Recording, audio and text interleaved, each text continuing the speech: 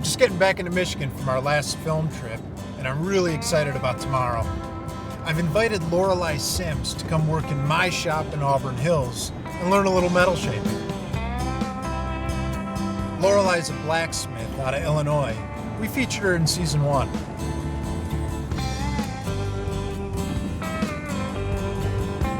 Better get home and get some sleep tonight. A craftsman battles for perfection, never willing to give in or walk away. I'm Eric Gorges. I build custom motorcycles using skills passed on by countless generations before me. I used to work 9 to 5, chasing money and titles, and it nearly broke me. So I started over. I decided to work with my hands to feed my soul. Please join me on a quest to uncover the skills that built our society. We'll discover what drives the men and women who I call my heroes. We'll learn their craft and maybe even find some inspiration along the way. There's a part of you in everything you create, your legacy. A craftsman's legacy.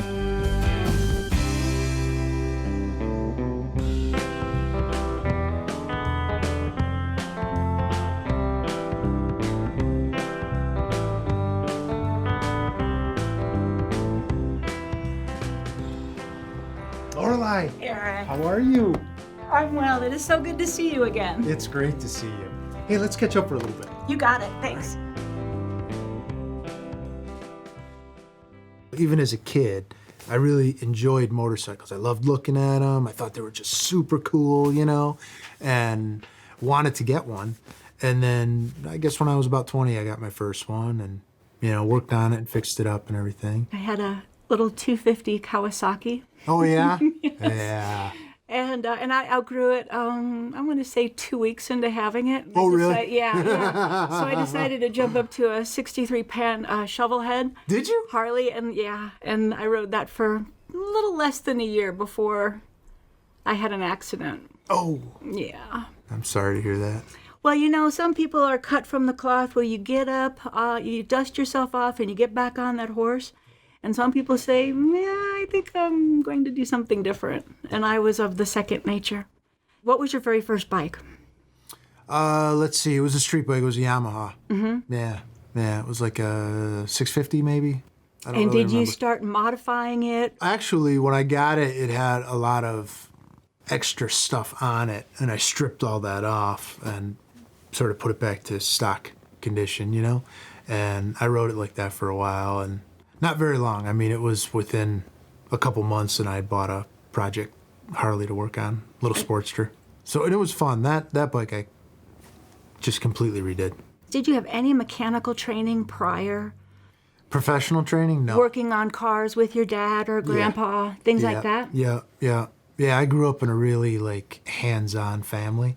My dad, growing up, owned a number of different businesses. One of the businesses he owned was a fertilizing company. So all those trucks and all that gear was always fixed at the house. At what point did you go from this first chopper to this custom work that you do?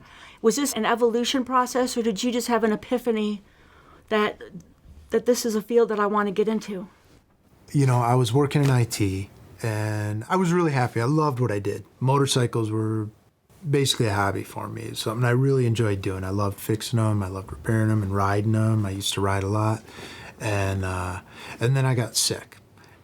And then all of a sudden, I started to develop panic attacks. I started to have panic attacks. And they progressed very quickly. The first one I ever experienced, I was scuba diving in Bon Air with my brother, and I was like 80 feet down.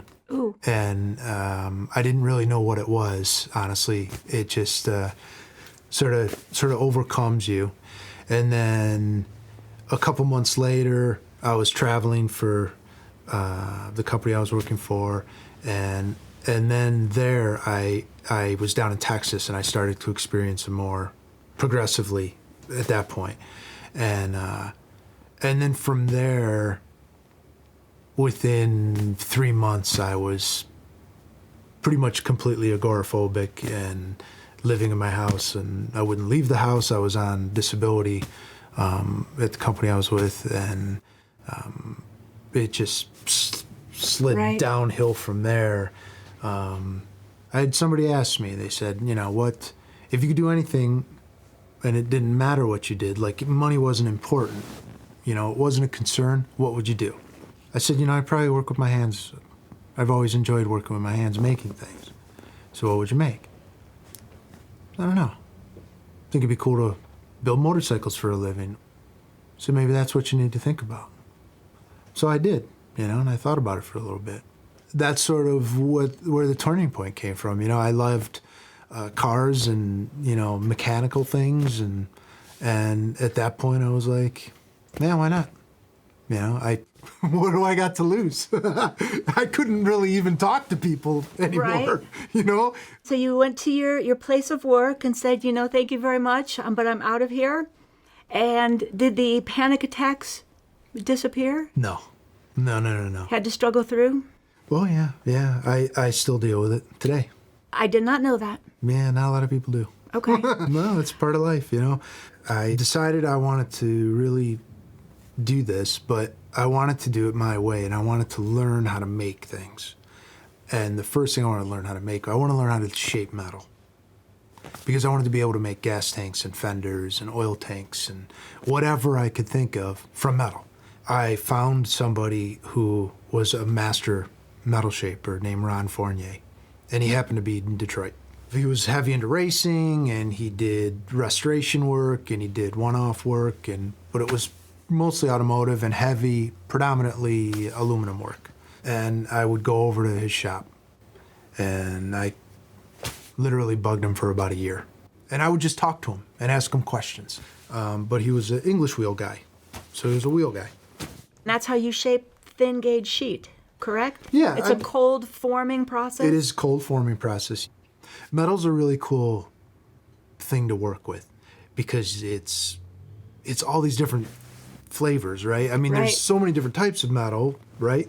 But then you can work with it in different forms. You can work with hot, you can work with it cold, you can work with it warm, You can liquefy it, you can solidify it, you know what I mean? You can work with it in all these different stages. When you set out to build a custom bike, is everything blueprinted out? No, I don't draw anything out, really. You don't draw anything out? No, not usually, because I'm not very good at drawing. I never have been. Wow, that's amazing that these motorcycles come from your head to your hands without sketching. That's amazing. No, I can't, because I can't sketch at all. I can barely draw stick figures. So. In your head, you can walk around the bike and see the general look of what you want? Yeah, absolutely. I can visualize things very well. And I usually have, maybe 80% of the bike built in my mind's eye before I get into it. If I'm building a bike from scratch, where I'm building everything, the frame and all the sheet metal, the fender and the fuel tank and things like that, everything has to work together to build something that really in actuality is complicated, but it looks very simple. I also like to build a bike where every time you look at it, you discover something new. What made you jump to want to showcase other people? There are so many wonderful and amazing craftsmen out there that are doing just amazing things, and they have these wonderful stories and these the skill set that's just incredible. More people need to know about that, right? And the fact that today, I feel like as a society, a lot of people have lost touch with making something. Yes. I had an idea for a TV show that featured craftsmen and showcased craftsmanship and the craftsman. Have you had a favorite episode in the 3 years that you've been producing?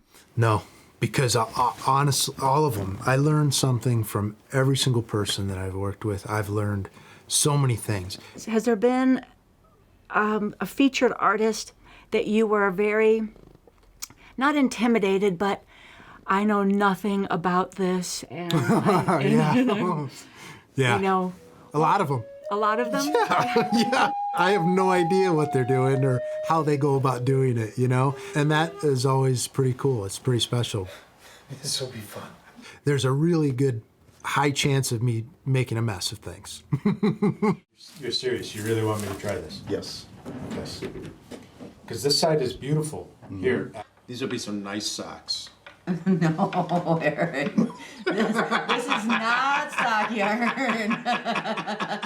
It actually looks like a bowl. It does, actually. Yeah, it looks like a bowl. That's I'm fairly surprised. Yeah. You're not as surprised as I am. That's awesome. Do you see yourself as an artist or a craftsman? Definitely a craftsman. When I think of an artist, I think of painters or sculptors or they make things that we enjoy visually or with our senses by touching or Right, hearing. they're forms of expression. Forms of expression. And I think craftsmen also express themselves through their artistic abilities, but a lot of times those artistic abilities are rooted in forms of utilitarian value. So they're making something that is functional and usable. It's a mug, it's a blanket, a scarf, a cabinet, you know? Chopper. A motorcycle, right. You know what I mean? What is the legacy that you want to leave? I'd like to be a good dad, you know? And I'd like to think that hopefully some people were inspired by the show. And I'd be really happy with that. That's a good legacy. Thank you. You know, I don't know about you, but you ready to learn? I am. I'm ready to move some metal. Along with the development of early coach manufacturing in Europe, a new group of craftsmen emerged called panel beaters. These craftsmen became masters of compound shapes in metal using a tool called a wheeling machine. After World War II, British craftsman Jack Sutton brought his wheeling machine to California and began building hot rods and sports cars for American enthusiasts. Pictures of Jack and his mysterious machine appeared in car magazines of the day, but few people understood how to use the machine or its potential. Almost all of the machines at that time were cast in metal, very large, and incredibly heavy. This kept the wheeling machine out of the hands of many craftsmen. That all changed in the mid-1970s when another English immigrant craftsman, John Glover, began to offer design plans and kits to build homemade wheeling machines. These English wheels, as they became known, changed the world for many who had struggled to make complex panels for automobile and aircraft projects. Today, I use an English wheel to shape metal that goes into making the compound shapes for my custom motorcycles. I was thinking the best way for you to learn some metal shaping is if we make a fender together. Sounds good? Yes, it does. Thank you. All right. So I made this buck probably about 15 years ago, and we're not going to hammer on it. We're just going to use it as a point of reference. Okay. As we're working it and making this fender, we're going to keep coming back to this every once in a while and reference it to see our progress. And it's going to show us where we need to either stretch the metal or shrink the metal. Okay. Make sense? Yes, it does. I've got some mild steel here. This And is what just gauge is this? 18. I use it at the shop all the time. I make fuel tanks, fenders, oil tanks, all with this gauge. So the first thing we need to do is figure out what length fender we want to make. So I was thinking we'd start with something about 20 inches, okay, which is going to take us from this point to this point. Okay. And then our width, we're going to go from edge to edge on that, and we're going to call it about 9.5. So 9.5? Mm-hmm. And then for this one, it is 20. Yeah. Okay.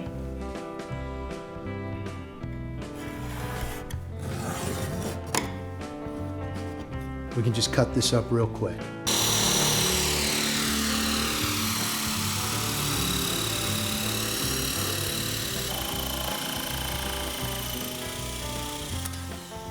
One thing I do first before I start shaping anything is I get a center line on both sides.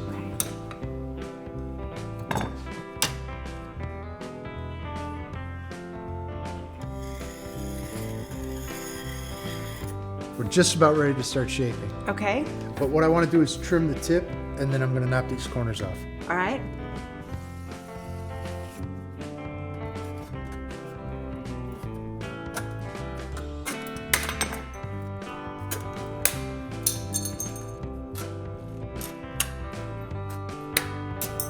All right. Why don't you grab this? I'll grab the buck. We'll go over to the shaping equipment. All right then.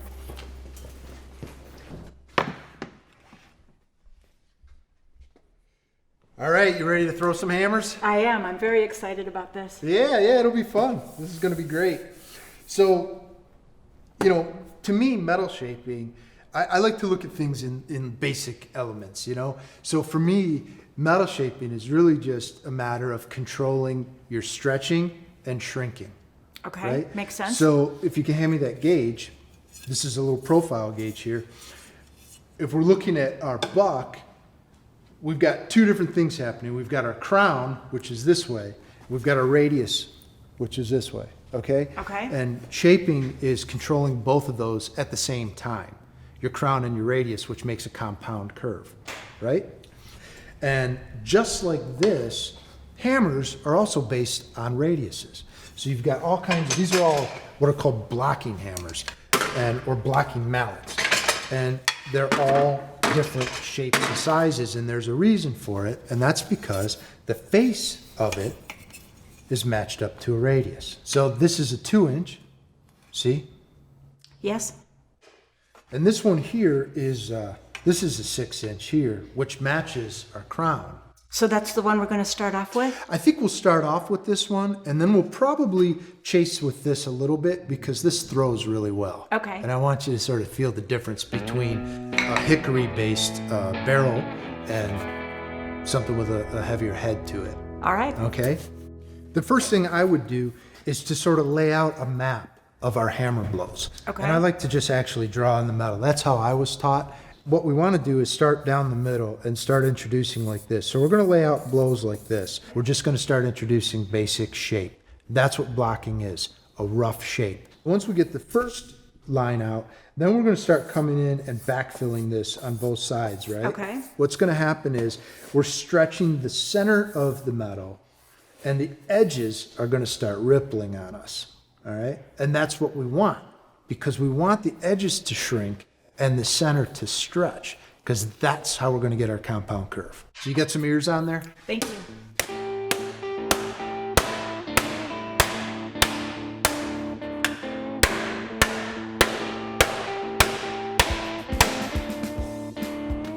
Give it a shot? I do. Thank you. So I really, hold back pretty far, and I really lay into it. Okay.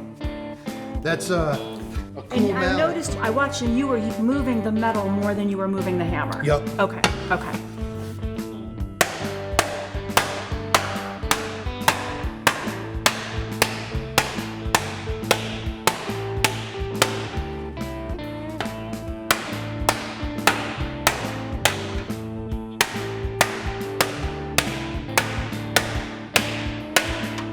So you're doing great. I mean, look at that. Just after literally a couple minutes, we've got a fender that's coming in shape here.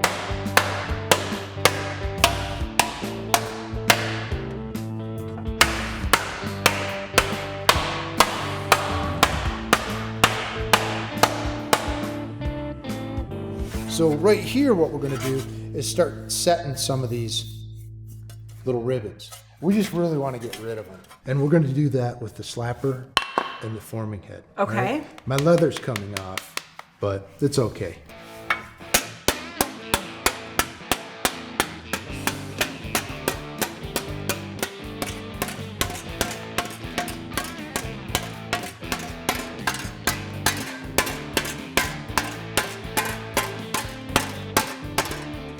You're doing great. So what we're doing here is really just knocking out the big stuff out of the way. Now what we're left with are a bunch of little tucks, right?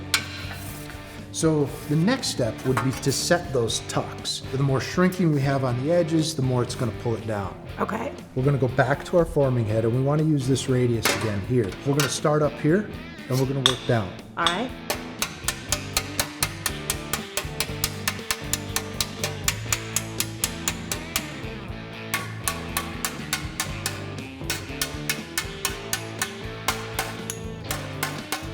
You're doing fine. Advance this hand up. There you go.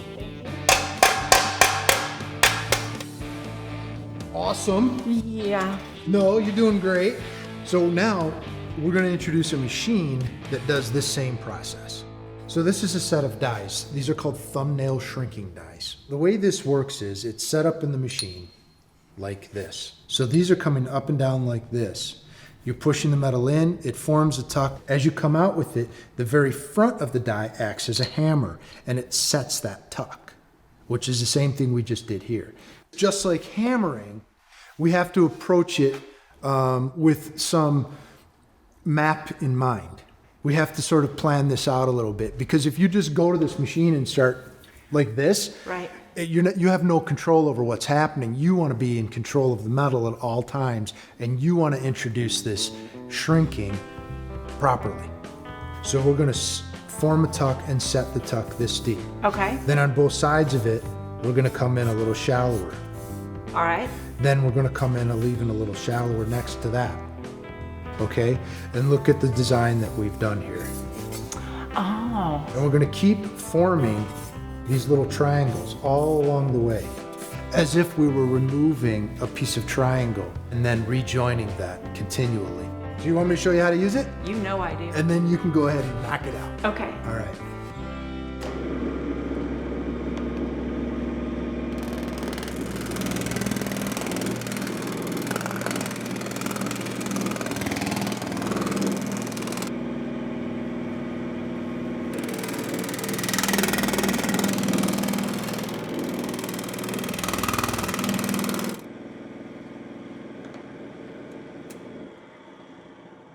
All right. We've snuck up on it really, really good, and it's close. But I think the rest of it we'll do on the wheel. All right then. All right? That's what you came here to learn, right? So here's the wheel. And it really is a very simple machine. You've got an upper wheel and you've got a lower wheel, or an anvil. The more pressure we apply between these two wheels by adjusting the lower anvil with a kick wheel here, the more we're going to stretch the metal that's trapped between these two. And we're going to work the metal probably sideways for a while. Okay. Okay? And then eventually we might be able to go in like this and work it all the way across. I had always assumed that there was power to it. We're the power. Okay. So this is complete manpower. Ready to give it a shot? I am.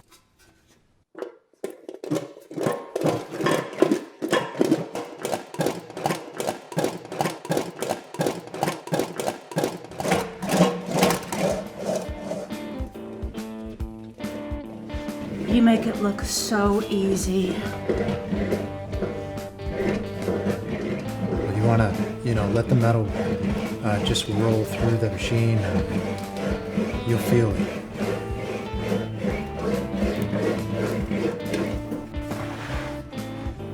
Well, you did a great job.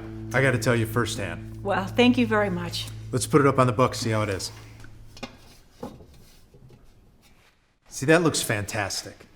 And I'm so impressed. You did really a great job with shrinking it, blocking it out, putting it on the wheel. You were great. Well, thank you. I'll be honest with you though. When I really want a critical eye on something, I bring in the big guns. Lorelei, this is my daughter Chase. Hi, nice to meet you. It's a pleasure to meet you, Chase. So what do you think about the fender she made? I think it looks great. See, I gotta tell you, she knows what she's talking about. Thank you so much for coming out. It's been great working with you. I had such a great time. It was a real treat to work with Lorelei again. I enjoyed showing her a little bit about metal shaping and what goes into it. She did a great job. She picked it up so fast. I wonder if she'll incorporate it into her own work as a blacksmith. As craftsmen, we're never done learning, and and I've learned a lot this season.